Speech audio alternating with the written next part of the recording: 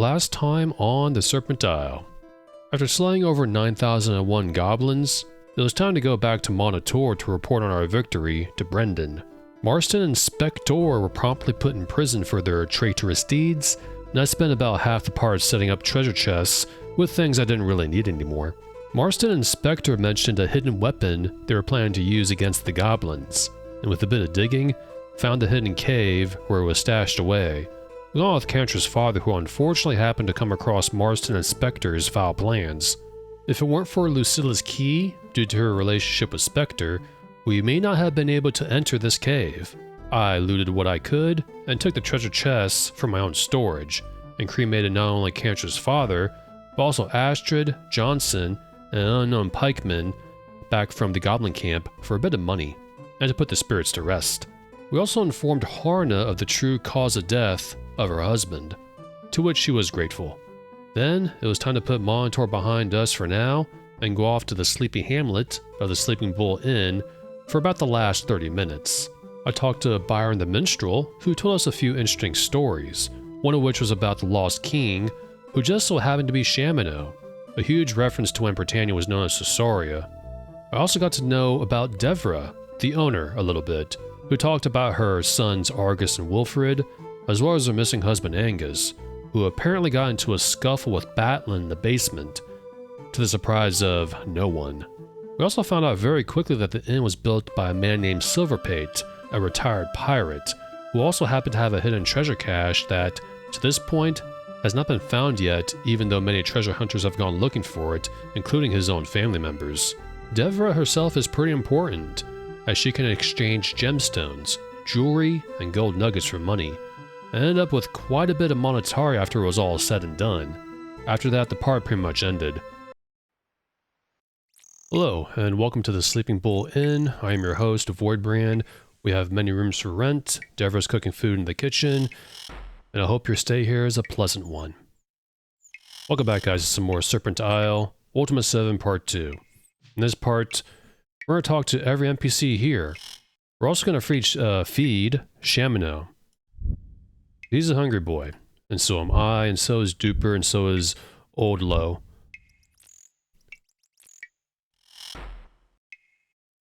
Devra mentioned that there was a problem in the basement, likely between Angus, her husband, Argus's and Wilfred's father, and Batlin. We will investigate this basement. But first, look. It is a magical music player. Or just magic. You can use it by double-clicking on it. We'll play 0, which does nothing. 1 plays. Stones. Not stones again. Not stones again. How can you get tired of stones, Shamino? I can listen to this all day. Let's talk to the proprietors here. Proprietors? Let's talk to the, people here. Like this guy, right here. Moment, young sir. Who, me? Not in trouble, am I? I did not do anything. My name's Kane. I be a sheep herder. I'm waiting for passage to Moonshade, if thou pleasest. We're also going to go to Moonshade, eventually. I also don't know how long this part's going to be, because the basement's actually a bit involved, but we need to get as much information from these NPCs as possible. Explore the this tiny little hamlet. Sleeping Bull is actually very, very cozy. It's one of my favorite areas in this game. Passage. I was told by Mistress Devra that I could buy a passage with Captain Hawk to Moonshade. When the captain came to the dock, he swore that he'd not go out in these storms again. I do not blame him, to tell you the honest truth, my lord. But I do wish there was some way for me to talk to the mages there. Tell me about Hawk. Captain Hawk sells the Arabella. That's a ship at the dock out there a ways. He was staying here until he got in a fight and the pikemen took him away. Oh boy. Thou art not here to take me too, art thou? No, I am not. I didn't fight, honest. I hid under the table when Captain Hawk and Master Flindo started shouting at one another. Of course, a guy named Captain Hawk would be, a ship captain. Characters in these kind of games always has fitting names for their profession. Who's Flindo? That's a funny name, Flindo. Master Flindo is a merchant of some sort, I think. He is not very nice. I wouldn't be too with that name. All he doth do is complain about Captain Hawk not wanting to sail to Moonshade.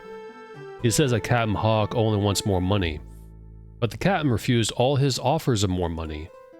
I think the captain doth not want to put any of us in danger is all. And Master Flindo is not very happy when the pikeman took Captain Hawk away. Pikeman, I am a pikeman. Begging thy pardon, my lord. I don't mean any disrespect. Master Flindo came in with several pikemen and said something to the captain, to Captain Hawk that I didn't hear. Then the two of them began yelling, and well, then someone began swinging. I did not see who, being under the table and all. Someone clouted Captain Hawk pretty hard, and then the pikemen were dragging him away. Master Argus shot at them to leave him be, but, thy pardon, they told him to mind his own innkeeping and nothing else. Master Argus was mighty angry, and was for going after them, but Mistress Devra stopped him. He said words I ain't never heard before. And what can you tell me of Argus? We haven't met him yet, though we did hear him talk to his mother Devra in the last part. Ain't he big and strong though? I'll wager he could lift even more than my brother. And Edwin can lift 2 full-grown ooze, that's how you say it, all by himself. I can tell that Master Argus is, or was, a pikeman. He doth have those marks on his face. But I do not understand why those other fellows treated him like they did. Mayhaps they were angry at him for talking like that in front of his mother. That would be Devra. Oh, she'd be a nice lady, my lord. Mistress Devra helped me to count my money when I came. She put part of it in a little sack and told me that I was to give it to Captain Hawk to buy a passage. And when she counted the rest, I could not afford to stay here until the captain decided it was safe to sail. But she said if I helped by chopping wood and such, I could stay as a servant, like. That was terrible kind of her. It is, storms. Enough to make a man's blood turn to ice, my lord. Why, one moment Edwin was not more than 5 paces from me, and then he weren't nowhere to be found. Of course, it took a minute or two for mine eyes to clear and mine ears to cease ringing after that lightning strike. I went searching right away, and I couldn't find hide nor hair of him. Tell me about your brother Edwin. Edwin is mine older brother, my lord. We were herding the sheep into the pen one night when one of these strange storms hit out of a clear sky. I looked and looked and looked. They ain't no one seen him. All I found was this here parrot, which I brought along for the company to Moonshade. We met that parrot, kind of. I've been searching for Edwin a little over a day, I suppose, when I found this here parrot sitting under a tree, all pitiful like. Well, now I was awful lonesome, so I asked the bird what it was doing out in the forest instead of home in a cage. Like to leapt out of my skin when the thing croaked ale. But Captain Hawk said that's the way of search birds. Still and all, I think Ale, 'tis his name now, is smarter than some of the folks I know, and he doth have a powerful fondness for ale. I hope Edwin will allow me to keep Ale. After all, he doth have his crystal, and I do not have nothing. What sort of crystal? When I was not very old, Da took Edwin to Moonshade with him. I remember I cried and cried, but Mother said I was too young to go. She promised I'd be allowed to go the next time. Only there wasn't a next time because Da died that fall, and Edwin and I had been too busy with the sheep to go since then. But sometimes, when I was scared at night, Edwin would let me hold the crystal until I fell asleep. I never had any dreams then. Who would have thought I'd travel all alone to Moonshade like this one day? Tell me about Moonshade. Well, my lord, as near as I can surmise, if these storms ain't natural, then that means they must be magic-like. And everyone knows that if thou dost want anything magic-like, thou shouldst go to Moonshade. If these storms took Edwin away and they're magic-like, then one of them mages must be able to tell me how to find him. All I have to do is go there and ask. Mistress Devra told me I might ask Master Insorcio if he could help me. She said he was one of them mages. I wondered a little about that because everyone doth know that all mages live in Moonshade. I ask anyhow, what do you know of Ensorcio? I do not like to speak ill of anyone, my lord, but Master Ensorcio doth have the worst temper I've ever seen. All I did was ask if he was a mage and could help me, and could he help me? And he threatened to change me to a frog.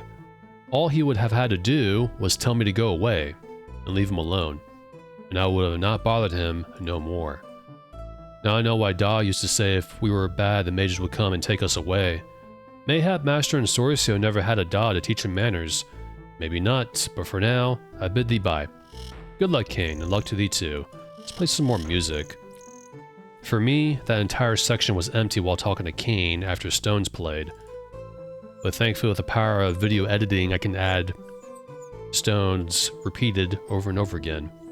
It's a little awkward for me to talk when there's like no music playing. This is familiar, Duper says. Let us hear a real tune. This is a real tune. Not everything needs to be heavy metal, guys, even though that would probably be a good day.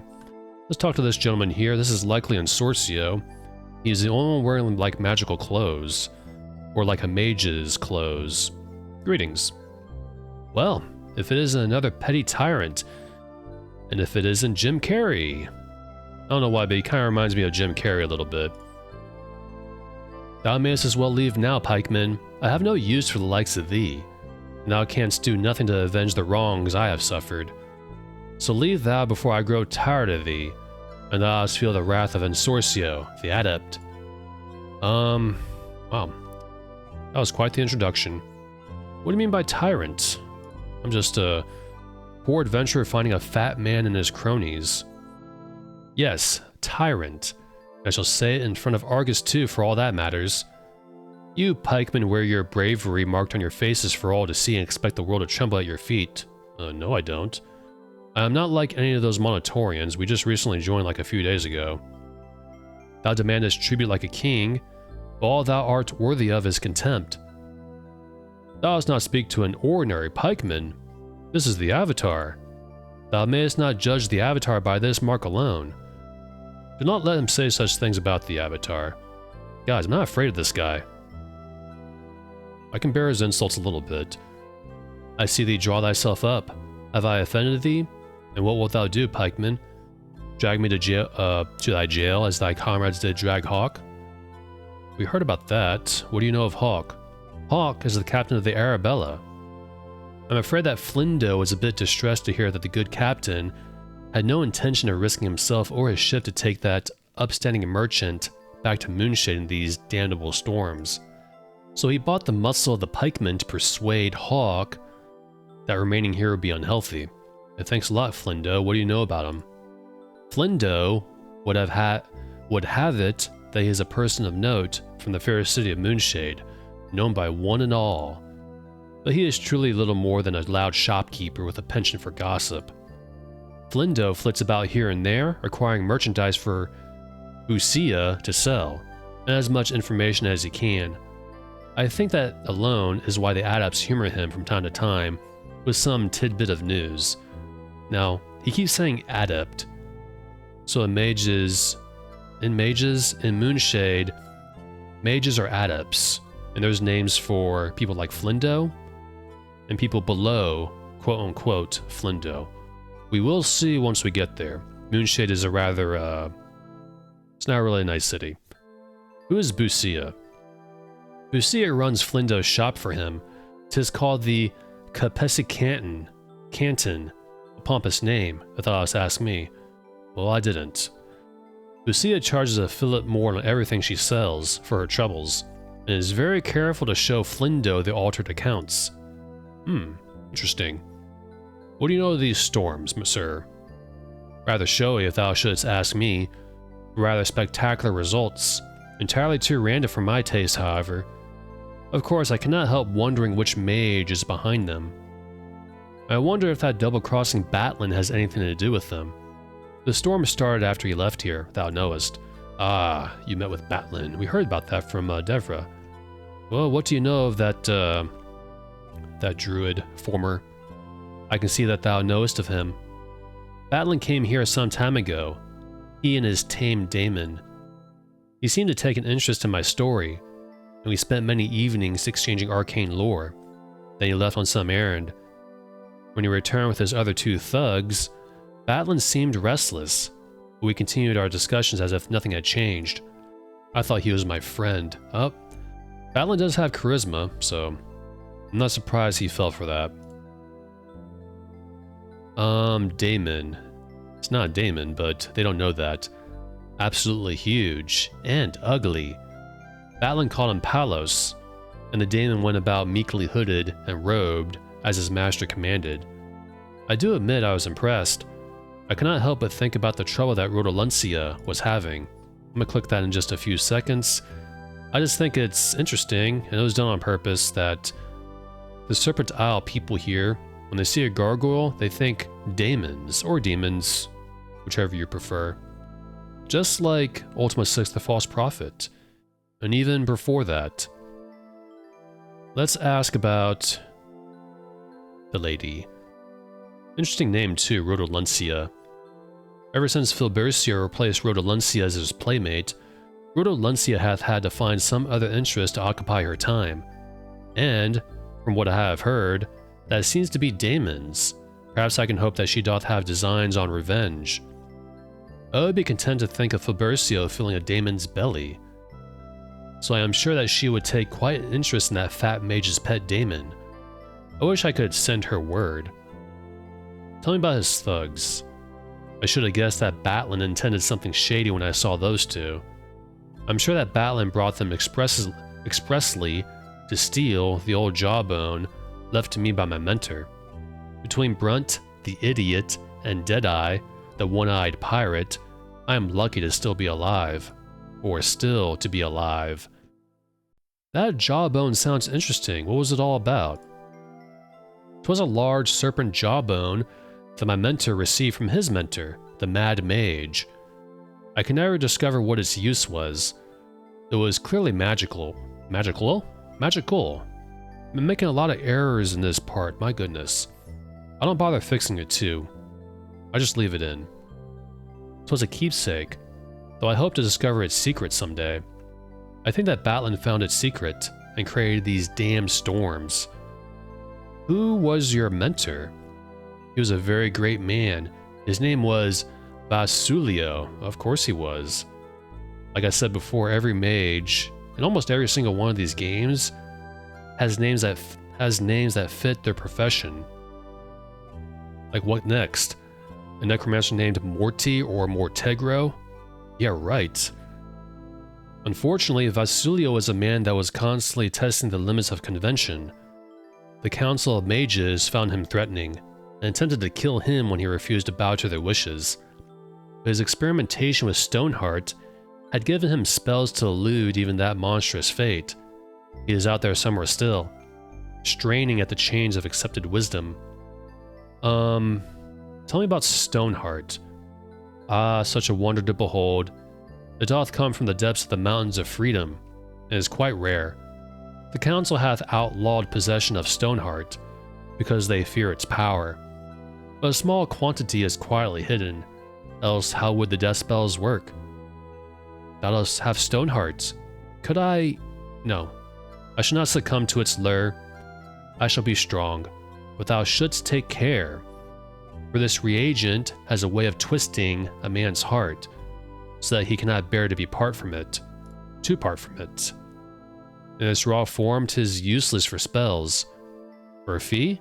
Sizable, of course. I could teach thee its secret, so that thou mayest also cast death spells.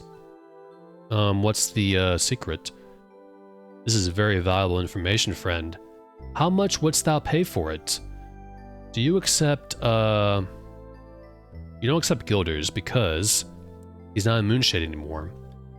If you click on it, he's probably going to refuse it. Or not. You can always exchange it with Devra. I misremembered. I will pay you... I'll give you, let's do 50. 50. Dost thou think me a shopkeeper to haggle with? I am Insorcio the Adept. Do not trifle with me. Okay, how about, 100? How can I be sure what use thou wilt make of this? I do not know. My god, man. Here, 125. Thou art most wise indeed. For 125 guilders, I shall teach thee how to put thy stone heart to use. Agreed? Sure. First, thou must have a ritual bloodletting device. Most mages possess one, even though they are technically illegal. Then, thou must fill a small container with blood, using this device. The blood can be thine or that of any of thy companions, whichever thou dost find more convenient, he says, with no empathy whatsoever. Once thou hast the blood, thou must use the blood on the stone heart. This produces the blood spawn thou wilt need for death spells. We didn't need to pay for that, because I already know how to use Stoneheart.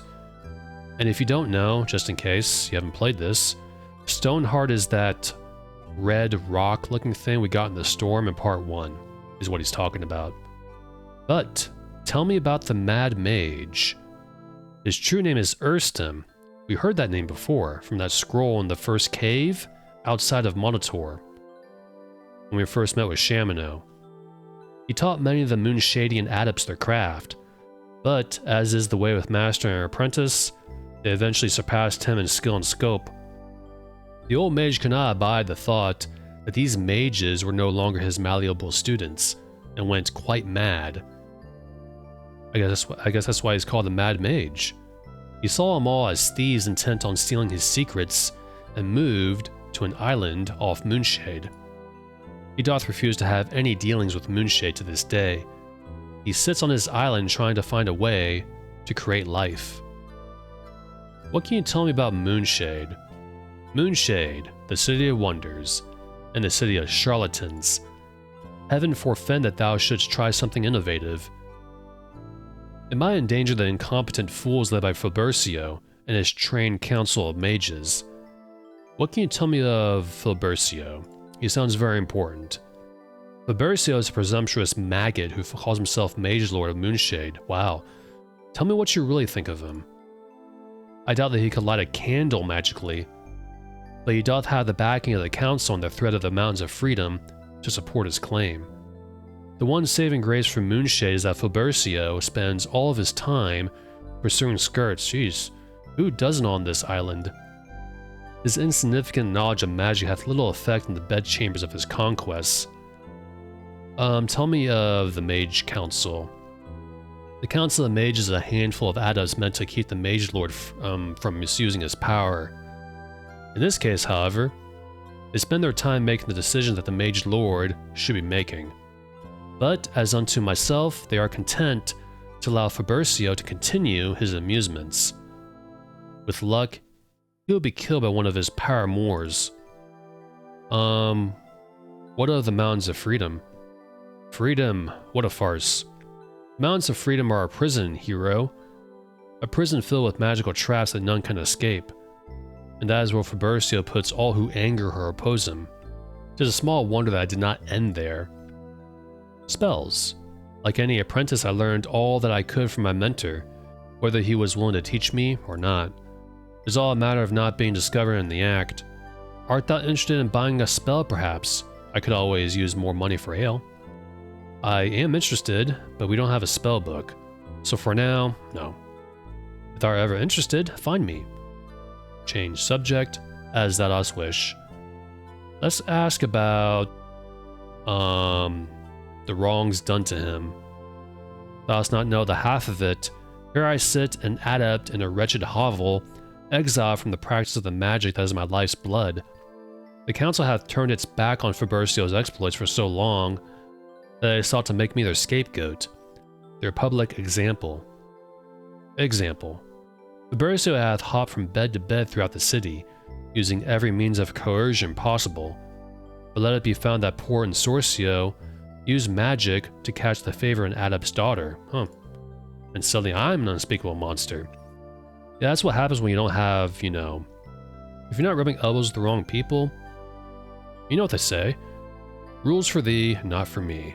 Moonshade doesn't sound very nice. Thou canst not know what humiliation is until thou hast been turned out from thine home, and told never to return on pain of death. Thou canst not know the burning shame to hear that thy wrongdoing hath been proclaimed to all.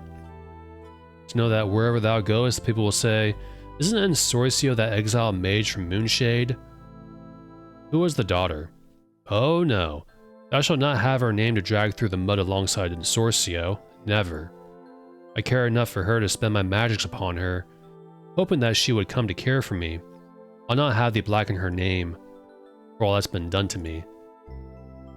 You were trying to coerce her though, kind of in a way that's not so nice. The least that I have heard of is blackmail. Who knows to what other means Fabersi will stoop to fulfill his lusts.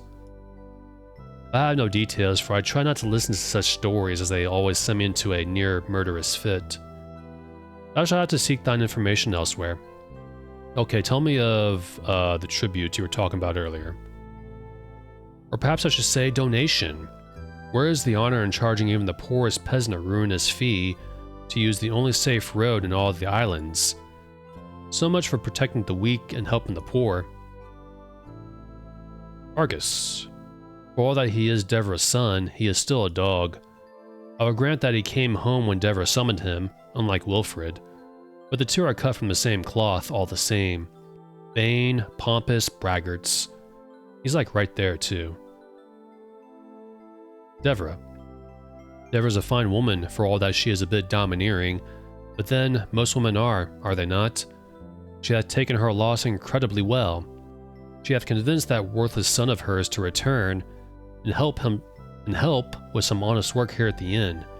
But if thou askest me, I would say that she is too kind to the rogues and misfits. What of Wilfred? We heard about him. Wilfred is Devra's youngest whelp, and I'll wager that thou wilt never find a better example of the attitude of which I speak. It is a fine one to talk of attitude. Indeed, Yolo, indeed. Wilfred ran away to prove to the world that he was better than his brother. A better bully, a better ruffian, and a better murderer thou shalt not find. Loss. Quite pathetic, actually. When I reported the theft to her that morning, she was too distraught to even pay attention to my complaint.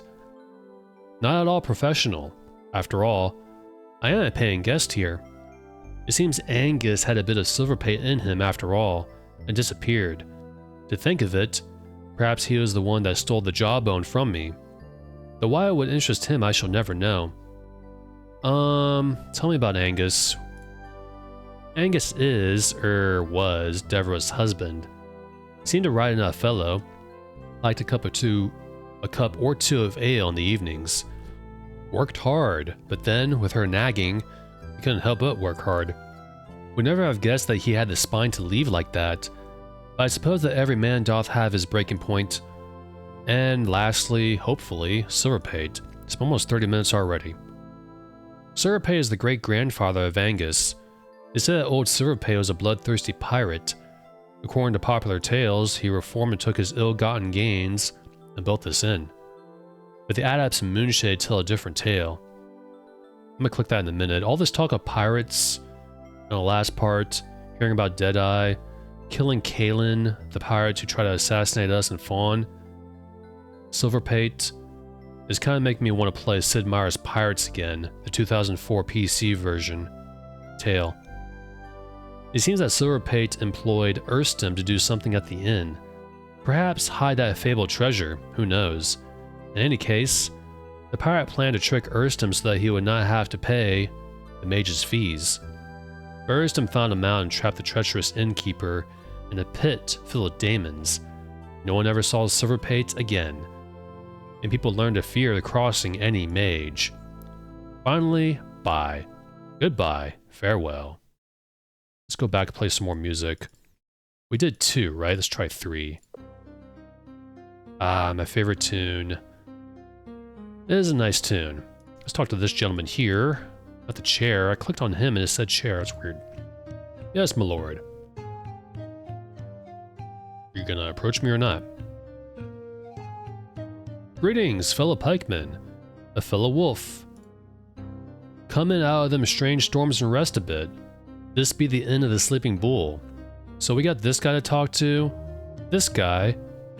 And if I remember correctly, one more guy outside of this inn.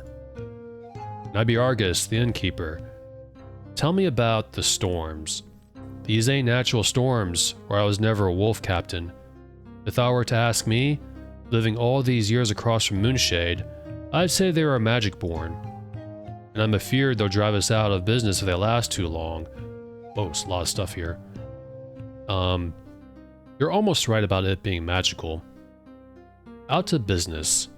Aye, few people care to stray too far from shelter these days.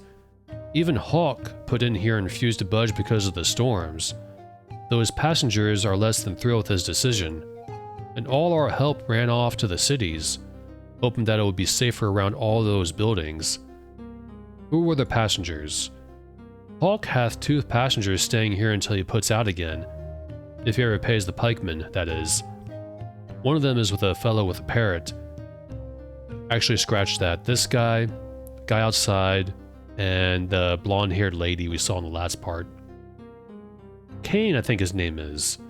The other is an arrogant fellow named Flindo. He's a merchant. I was glad to have them, being as we only have 4 other guests. Who might they be?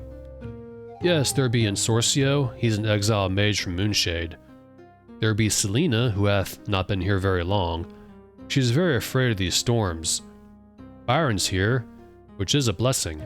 'Tis good to have a gleeman to pass the weary hours between storms. And then there be that new fellow, Migum. I don't know too much about him. He hath only been here a few days, and is rarely out of his room. Wolf Captain. I see that thou art also of the Wolf Command, though I must confess I can't recall having seen thee. Until my father disappeared 6 months ago, I was a captain in the Monitor Wolf Command. Now, however, I'm the innkeeper and I'll not stand by the formalities of rank. Thou art welcome here. Wolf Command. Hardy bunch, are we not? Not as hot-headed as those bears, tell me about it, and much more tightly knit than those leopards. Tell me about your father.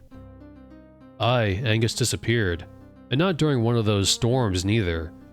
We could have understood that. And Mother, Devra, said that one of our guests disappeared the very same evening. Who may that be? Thou must needs ask Mother what she remembers of that night. I weren't here. Mother was understandably aggrieved by the time she called me home.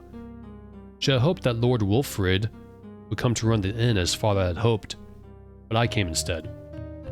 And I don't recall if she mentioned the guest's name, to be honest. Lord Wilfrid. Blast, did I call him that? Old habits die hard. I thank thee not to repeat that in Devra's hearing, for she'd have mine ears for sure. Wilfrid is my younger brother, and like most brothers, we have our share of spats. I'm sure you do. Tell me about one of them. I grew up here in the inn, scrubbing pots and whatever else were needed. I dreamed of seeing more of the world. I went wandering when I was a young lad, and Angus, our father, raised Wilfrid using me as the bad example. But instead of making Wilfrid hold to his wishes, Angus drove Wilfrid into my footsteps, determined to best anything I did. Bad example? Father said I were too much like my great-grandfather Silverpate. He never thought I'd amount to much even after I'd made captain. It like to broke his heart when Wilfrid ran away to Monitor. That's where the Lord Wilfrid hides from. He acts like a swaggering noble with all his self-important ambition. Best. I became a captain in Monitor, but that was not good enough for Wilfrid. He had to be a knight, and a bear at that. 'Tis sad to see the likes of him and his friends making a mockery of Monitor's ideals. Ideals? Thou hast seen the changes, I'm sure. Courage and valor have become so debased that knights like Wilfrid are little more than braggarts and mercenaries. They are indeed. For once the pinnacle of honor was a Monitorian knight, now people see them as vain bullies. It sickens me. I had nearly decided to renounce my commission when Mother sent word of Father's disappearance. Let's tell him more of Monitor. Learn more from Monitor from him. He probably has nothing new to say, though, that we don't already know. What can I tell thee that thou dost not already know? Monitor is a city to the south of here. It is dedicated to courage and valor. Monitorian soldiers are called the pikemen and wear a tattoo on their faces. There are 3 pikemen commands, the wolves, the leopards, and the bears. I'm the captain of the wolf command. Each command runs the city for a portion of the year. We know that. Runs the city. The senior officer of the command becomes Lord of Monitor for that command's portion of the year. This ensures the continuing balance of commands, so it's meant to keep the battling for supremacy between the commands at a minimum. If each command knows that it will have a chance to control the city during the year, more attention is given to the military functions of the command rather than the political. Okay, let's ask about Silverpate. Silverpate were a pirate. I'll make no bones about it. He built this inn when he retired from the sea. His son Donald, my father's father, took over when Silverpate disappeared. Some think he might have gone back to the sea. Others say that his evil past caught up to him. No one ever saw him again, but there have been plenty wanting to hunt for his treasure. Did you try to look for this treasure too, like everyone else here? Almost everyone. Family legend does say that Silverpate used part of his treasure to build the inn. Everyone seems to think that he hid whatever was left somewhere around here before he disappeared. I'll tell thee, there ain't no treasure, and I should know. You did try to look for it. Maybe we'll look for it. Let's ask about Moonshade. I've ne'er been there myself, not being overly fond of wizards and their feuds, but if thou desirest spells or islands of enchantment, that is the place to go. If thou art looking to go to the city of mages, thou wilt need a boat. Where can I get a boat? Likely from Hawk, the Arabella. The magic storms have wrecked every boat on this coast except one. That vessel belongs to Captain Hawk, of course. What can you tell me about him? 'Tis no use to think of hiring him. He was in a fracas here, broke things up a bit. The pikemen dragged Hawk away when he took a swing at their commander. He's being held at Bull Tower until he pays their fine. Pikemen. I didn't call them, my lord. I've known Hawk since I was a boy, and being a pikeman myself, I had little to worry about him. With him. We believe you, because we were told Flindo called the pikemen over here to deal with Hawk. To be sure, he can put up a mighty fight and break things, but he always pays for the damages when he wakes. Someone else must have pulled them in after him. Who would that be? Who would that be? I wager my sword that it was that merchant Flindo. It was. He was mightily put out when Hawk refused to sail to Moonshade, until the storms eased up. Wizard feuds. There isn't a sorcerer alive who doesn't scheme to become Mage Lord of that city. The whole place is split into rival factions that bicker constantly with each other. And tell me more about your inn, the Sleeping Bull. It is an uncommon name, to be sure. It all has something to do with the village that once was here. According to family tales, this land once belonged to a mage who hated all people. This mage created a huge stone bull to kill trespassers on his land. It was the bull's defeat that gave the village its name, and in turn became the name of the inn itself. Bull's defeat. One day, the mage heard a local noble's son claim that he could defeat the bull. The mage told the boy he was welcome to try, but death would be the reward of failure. When the boy asked what would reward his success, the mage wagered his land. That night, the boy stole the ring from the bull's nose, turning it back to inanimate stone. The village was named after the huge stone bull that once stood in the center of the market square. I don't know what happened to the bull, if ever there was one, for I searched for it as a lad and never found it. We already know what they have for food, drink, and room, how much this is rather, but I'm one of those players that likes to click on literally everything, so here we go.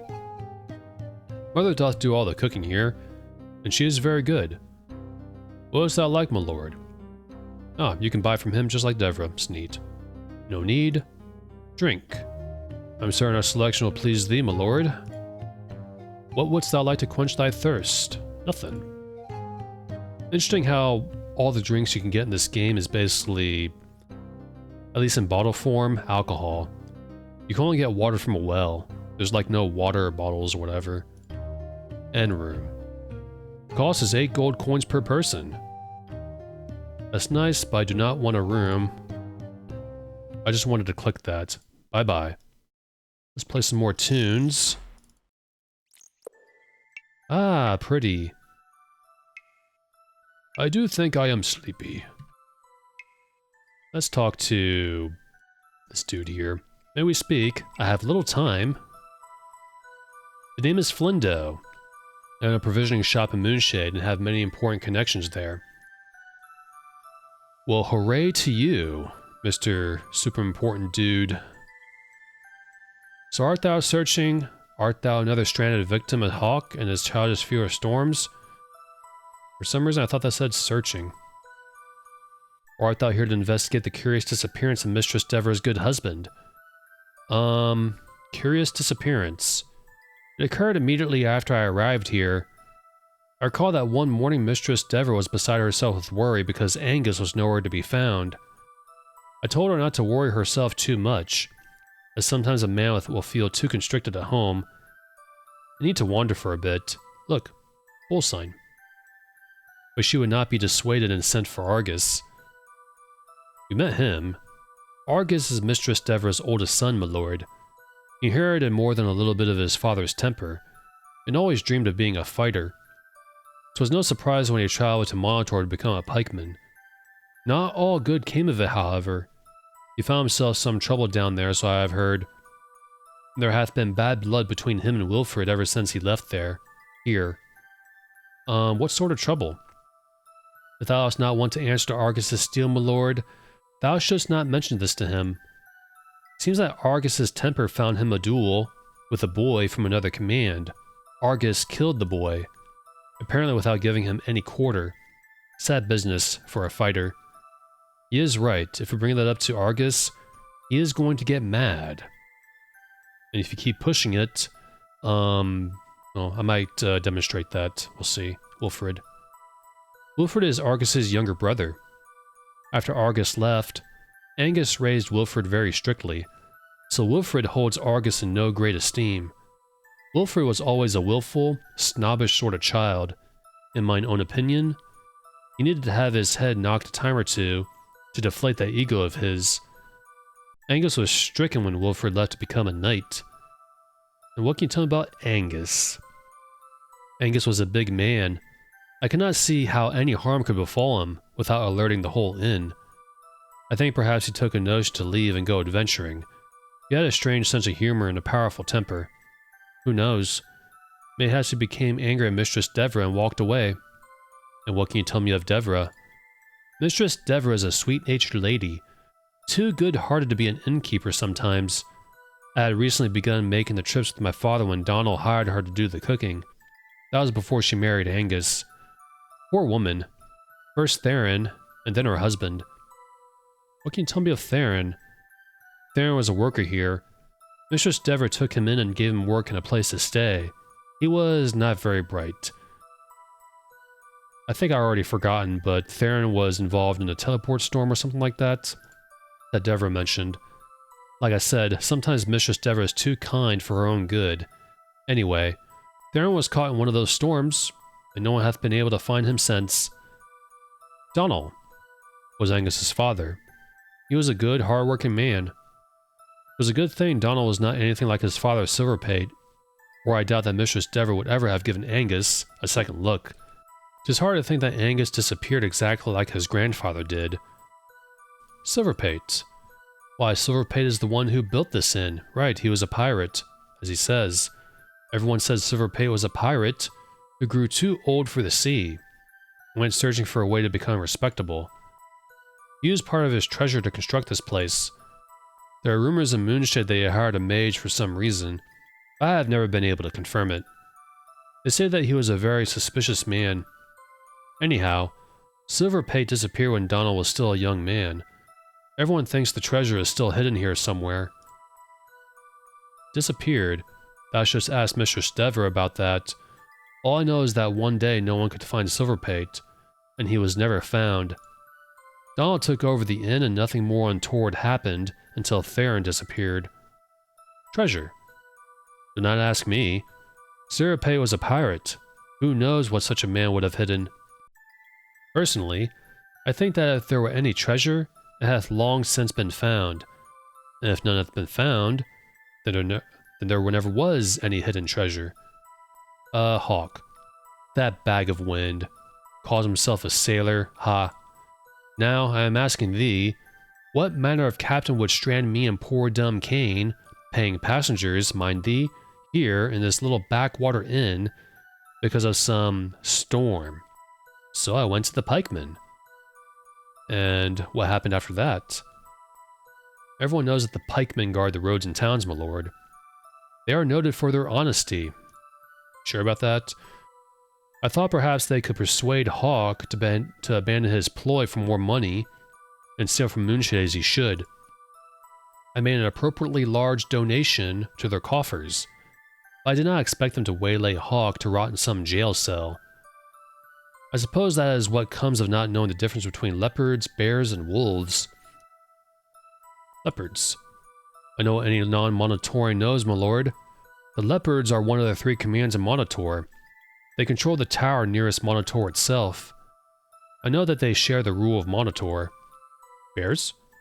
I know little about them, my lord. The bears are one of the 3 commands of Monitor. They control the tower near Fawn, where their natural aggressiveness can be put to use against the goblins. Wolves.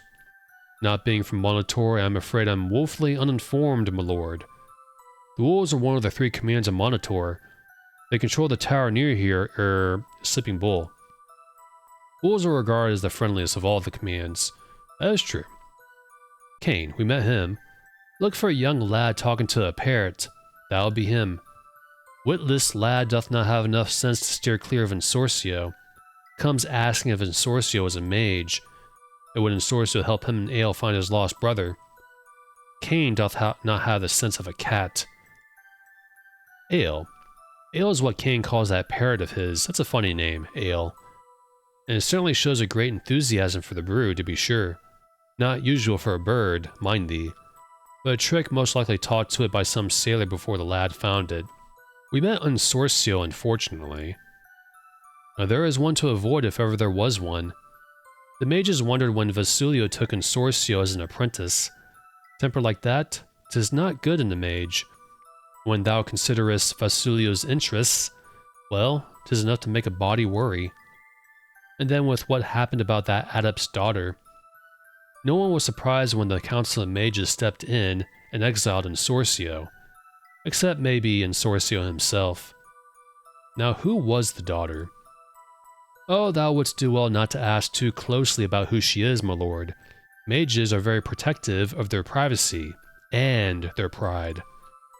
Suffice it to say that Ensorcio took a fancy to the girl, and, when she would not give him the time of day, used his magic to persuade her to see him. I was surprised the council punished him with simple exile. I would have thought he would have gone to the Mountains of Freedom for his crime. Funny they call a prison in the mountains freedom. Yeah, real funny little joke, Moonshadian mages. Speak that name quietly, my lord, and hope that thou never hast reason to learn too much about it. Long ago, those mountains were full of ore, and many spent their lives mining it, but most of the veins were empty when they uncovered the Stoneheart. We heard about that. Never repeat that word in public, my lord, or thou wilt find a personal view of the Mountains of Freedom. I think we're fine. We're here in Sleeping Bull. On the side of Monitor and Fawn, we're nowhere near Moonshade. Stoneheart can be used to create another mineral, a strange reagent that magnifies magical power, especially death spells. It is very dangerous. Anyway, after that was found there, the mines were sealed, until Fabercio became Mage Lord, that is. We heard about him. Fabercio is an ambitious man, my lord. He's also a man of many passions, shall we say. Not all in Moonshade were happy when he became Mage Lord, and Fabercio would have it that he is a popular ruler, and he would enjoy the powers of his office without fearing rivals. So Fabercio filled the mines with all manner of magical traps, and made it a prison for his enemies. It is said that if thou canst escape from the depths of stone, thou art free, and vindicated of any charges against thee. But, as of yet, none have proven themselves innocent, if thou takest my meaning. I do. Mage Lord. The Mage Lord must be an adept, and rules all Moonshade.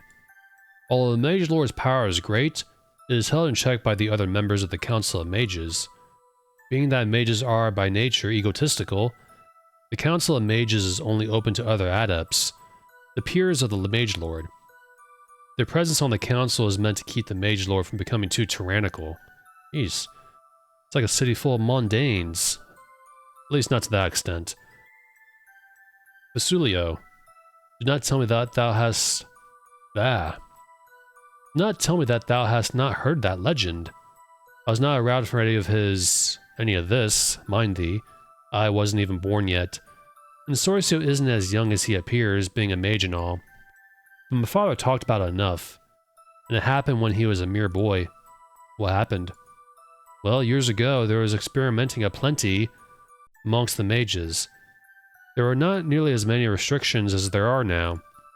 Basulio specializes in death magic, not like Mortegro, mind thee. Oh. Well, I stand corrected. No, Basulio did not want to speak with the dead. He wanted to cause death. And he was none too particular if it was a quick death or not. Anyway, soon, his research even upset the Council of Mages. When the council went to deliver Basulio an ultimatum, they found him indeed so horrible that it was determined that he was no longer human. They put him to death, but his tomb was broken open and empty before a week had passed, and they say that somehow he still lives to practice his dark arts. Tell me about Mortegro. Mortegro is fine, a bit flighty at times, but all mages are if thou ask me. Mortegro's true specialty is speaking with the dead. Of course, restrictions. Well now, there are quite a number of them. And I only know a few, not being a mage. Let's see. Certain creatures cannot be summoned within the confines of the city. This would come to light after some damn fool mage summons a dragon that burns half the city. Only mages approved of by the Council of Mages may sell death spells, and the council must be notified of all research and experiments. There, 'tis all I can remember. If thou desirest to know more, thou shouldst speak to a mage. It reminds me of the city of in Baldur's Gate 2. In that game, in the city, magic is heavily restricted. You had to pay a fine to cast magic. It's like a little line in that game. Someone mentioned an NPC that he knew of a mage who summoned a flying container, and he was imprisoned in a prison in that game that was unknown to a lot of people. It's like an Alcatraz for mages. Storms. I find it hard to believe that a man such as Hawk with a ship such as the Arabella would fear any storm, magical or otherwise. I've heard of too many odd events connected to these storms to discount their unusual nature. All such tales speak of danger on land. I think Hawk's reluctance to sail lies more at the bottom of an empty mug and an empty coffer. Arabella. The Arabella is a fine ship, good lines and fast running before a stiff breeze. Now I've heard that Hawk had some sort of enchantment laid on her, so that she cannot be sailed without him on board. That could merely be more of his idle boasts. And what connections do you have in the City of Mages? Although I'm not a mage, I'm an influential man in Moonshade because my shop provides the staples of life that secluded island. Why, I even know the Mage Lord's mistress. If we ever leave this forsaken inn, my lord, perhaps I can attain thee an audience with the Mage Lord himself. He trusts me implicitly. Ask me again when we arrive. And thou mayest find that some of the mages are very reclusive, and will not speak to thee without proper introduction. Who is the mistress? Oh, yes. Fabricio is quite a ladies' man. And what woman will not jump at the opportunity to win the Mage Lord's favor? For now, Frigid Dazi holds the Mage Lord's eye, and from what I have seen, Fabricio seems to have found a way to thaw the charms of that cold mage. Ask me about it again if we ever sail to Moonshade. I shall relish telling thee more then, but for now, it only makes me angrier with Hawk for stranding me here. And bye. Thanks for thine help, whatever he says. He's not very nice, very haughty. Let's play some more music. I think 5. This tune is most dark. Indeed, it takes me back to the Dark Tower of Horns the Lich back in Scar Bray in the Black Gate. We'll let that play for a little bit, and I'm gonna leave for now. And my goodness, it's almost been an hour already. It took me an hour to talk to those NPCs in there, and we are not done yet. I think I'm gonna talk to one more, and he's in here. This is the barn. And that must be Migum, a monk. My name is Migum. I'm the librarian on Monk Isle. Migum, you look like Robert the Bruce from Braveheart. I've been waiting I've been waiting thine arrival. Yeah, Karnak said you found the Amulet of Balance. It was quite a find, my lord. I've been uncovering many small things over the years in the passages beneath the abbey. This is the first time I have found something as large as a chest. It is a pity that the scroll that accompanied the amulet was so fragile. It is one of the oldest I have yet found, and I was able to make out, before it disintegrated, was the name of the amulet, and that it was used near the Serpent gates. Perhaps this means that there is more yet to be discovered. I shall certainly continue my search. We will eventually use the balance amulet on a Serpent gate. If you remember, one of those gates was in the crypts of the dead back in Monitor. So, you're a librarian, huh? It is my duty to transcribe and care for the prophecies of Zenka.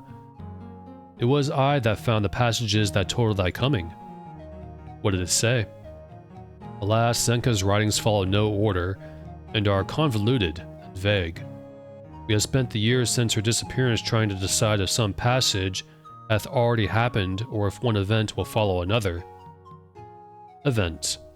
The events in the prophecies are wild and connected by no frame that we have been able to discover. Great storms, the containers of hope smashed, lost love forgiven and restored. We still seek their meanings. Disappearance. Zenka was not a young woman, Reuben. After she disappeared from our midst, we found a freshly inked passage that promised her return when the end was near. I always thought that she had discovered some way to ensure that she would live to see her prophecies revealed, though I know not how. Perhaps she has. Zenka. She was a very wise woman, my lord. She foretold the storms that brought thee to our land, and saw the end of the world. Those who believed in her visions banded together to study her words, so that we might help avert the fate she foresaw. End of the world. Within Zenka's holy writings is the passage, when at last the great scales unhinge, the overburdened world shall be torn asunder by the opposing forces. Opposing forces? I know not, though I would hazard a guess that it refers to the forces of good and evil. Somewhat. I don't want to spoil anything yet. It's great scales. It could mean anything, Reuben.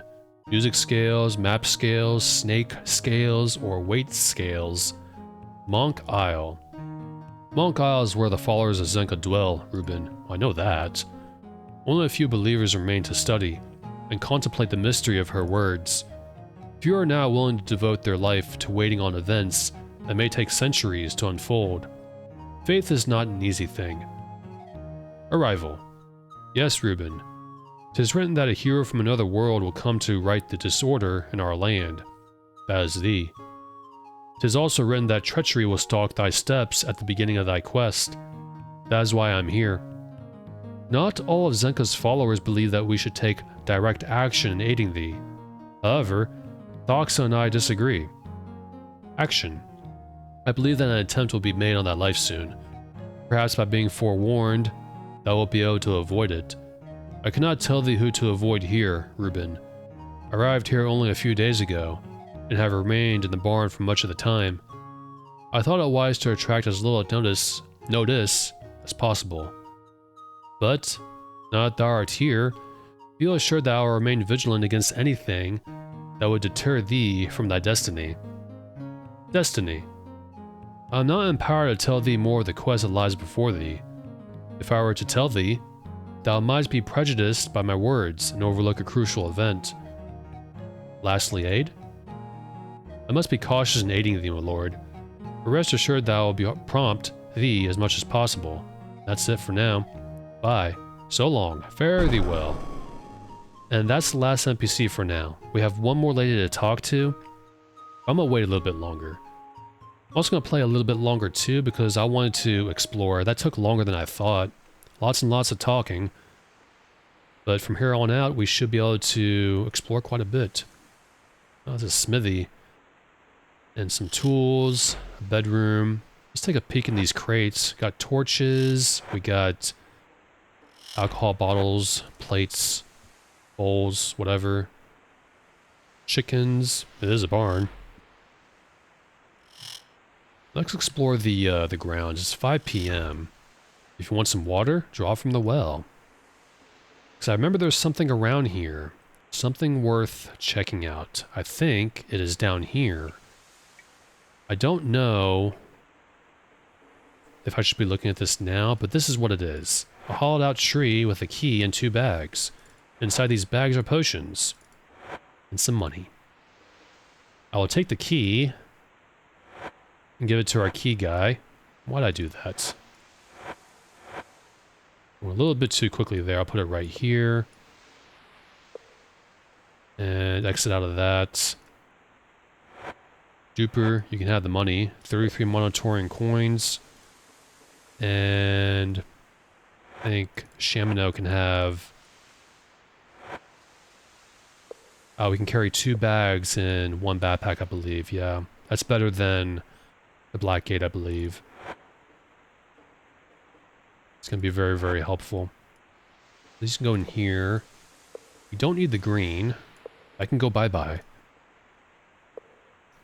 Anything else I could put in that bag? I guess I could put the torches in there, just to save up on space. You really got to be, you know, very meticulous with your inventory. If you neglect it just for a little bit, like I've always been saying, it gets really messy. If you take the time to move items and compartmentalize everything, you can have it looking nice and neat, like right now. Let's put the bread in here, if that can fit, that can fit. Arrows can stay here. I missed 1 potion right here. Okay, food first, then potions. There we go, perfect. This bag can give to, I think, the Avatar. Because he's carrying a lot of stuff. I'll put it right here. I'll put reagents in here. For now. The Serpent scales. Also put plot items here, the helmet, the crystal rose. I'll put this here too. Just to save on space. We got those swamp boots from Devra. My swamp boots. Everyone has swamp boots now, but... you never know, we might run across someone that'll join our party. I'll give it to Dupre. You can hold on to it. And I got more stuff to move around than I thought, my goodness. Also, just in case you're wondering, I haven't exchanged Falari yet because we still got the Falari from the storm that we haven't found out who it belonged to yet. I already know who. It belongs to Delin, Alisanne's father and fawn, but there was no dialogue option for it. I can't remember if we talked to Gendon, the innkeeper over there, about it. I'll try to fix that eventually. I'm going to do it before going to Moonshade. We'll put the sword here because we have no need for it anymore. Now, Dupre has nothing. My goodness. That's it. Let's go back in. These houses have kind of nothing in it. I'm not going to take anything because I'm not a thief. Not like there's anything to take. It's empty, empty dresser. We're going to look, though. There's no harm in looking. You think they would... this is a high-trust society here. Nobody's locking their doors or anything. This is a nice room, too. Nice little building. It's almost all you need. That's gonna strike right. Ah, good. Bag. I was hoping the storm would give us something that we can use. I'll give this to, Duper. these over here. That's going to be for gold nuggets, gemstones, and all that great stuff. Now, Hawk has a ship here, and we can't command it, unfortunately. Sparrows have nothing, it looks like. And he's got food and all sorts of stuff in the hold. It's got a nice prow here. And that's the ship we'll be sailing to Moonshade eventually. Hopefully in the next part, who knows.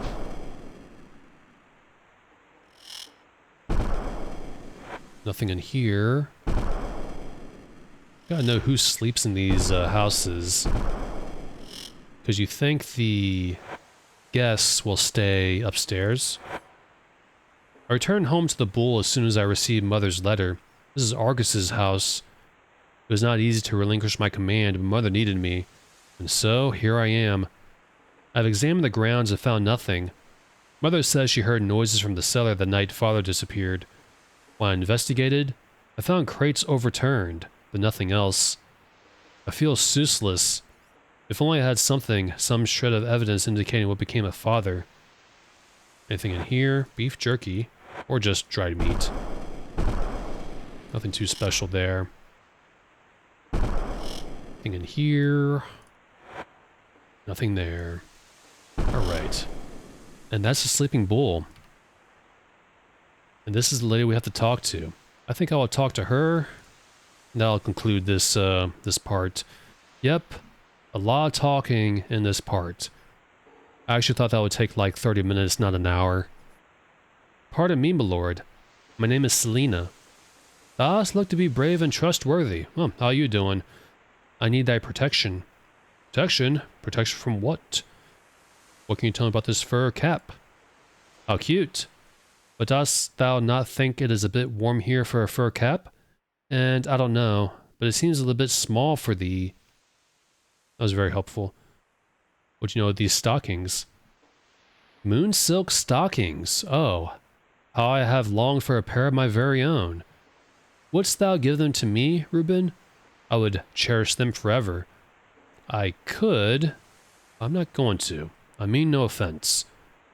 Thou canst not blame a girl for dreaming, Reuben. Yeah, indeed. Protection. Yes, protection. People are disappearing around here. I don't know if it's those mysterious storms, or if there is something more sinister at work. All I know is that I'm afraid. Also, we heard of Selena.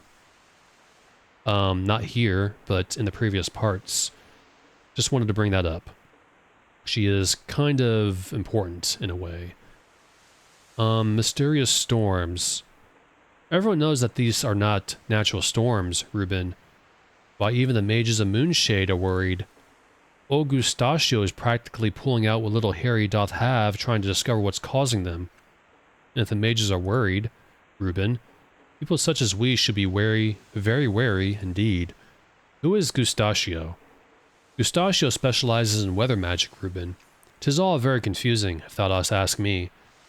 I know that the Council of Mages questioned him closely after these storms began, but they seemed to think that he had no hand in them, and set him the task of trying to stop them. Council of Mages, we heard about them. The Council of Mages oversees all the mages in Moonshade. I don't know much more about them than that. Thou shouldst ask Consortio if thou dost wish to know more. No thank you, I've already talked to him. I won't talk to him again. People disappearing. First there was someone they call Silverpate, and now Angus is gone. One built the inn and the other was the innkeeper here.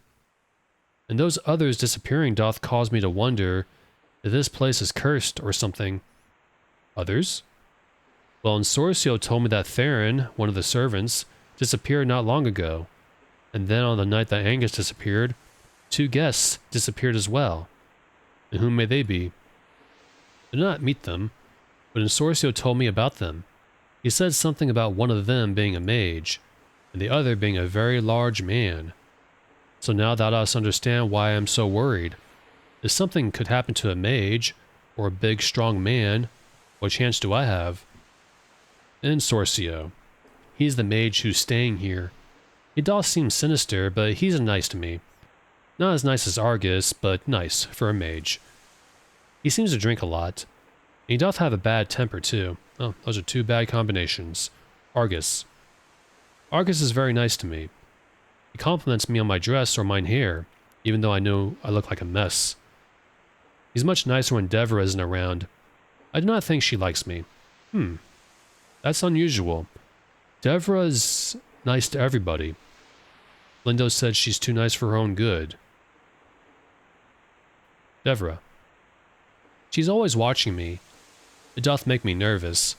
Mayhap I shall be the next one to disappear. If she were not so old, I might think that she had something to do with those people disappearing. Or maybe she knows more than she doth admit. Change subject. We can discuss whatever thou dost wish to discuss, my lord. Okay, bye. Farewell, Selena, until we meet again. And we will meet again. But for now, I'm going to go to the entrance of the basement. After playing some more music. Thing number 5. And that's the dark tune. That off. Yes, yes, that tune is most dark. Number 6. Perchance a game of darts. Too slow. Another song, perhaps? Yeah, let's play something else. I'm gonna play all of these. Not sea shanty. Cease! You guys don't like sea shanty? I guess I don't blame you. Last one. Everyone dance. And that one makes everyone dance. Well, it's supposed to. You saw how in Sorcio was dancing a little bit? Everyone's supposed to do a little jaunt. Let's do that again.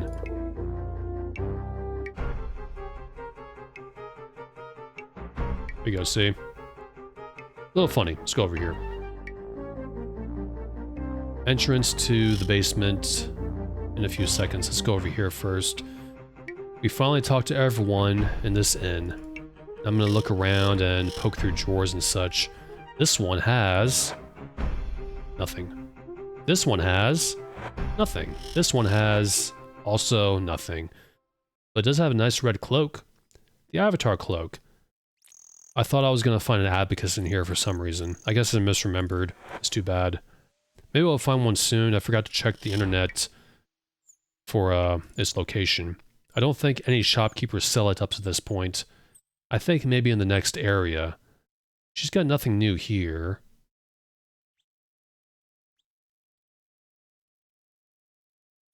Just double checking. Bye. We'll talk to Argus real quick and demonstrate what happens if you bring up that thing he did in Monitor where he killed someone. It doesn't seem to be right here. Let's click through all these real quick. Storms. Here we go. Wolf Captain. Wolf Command. The business. Father disappeared. One of our guests. Lord Wilfrid. Passengers. Guests. Oh. Skip Devra's line there. It's okay. Bad example. Best. Silver Pates. It's not showing up. It is supposed to show up.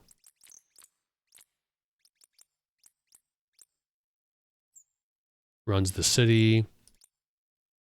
What the deuce? We were definitely allowed to ask him about what happened when he killed that person back in Monitor. That does not seem to be showing up at all. Pikeman. Someone else. What the heck? I must be missing a trigger somewhere, or it could be SI fixes, who knows. Oh well, in the next part, we're gonna enter the basement. Everyone's favorite setting in a horror game. Well, this isn't a horror game, this is a role-playing game.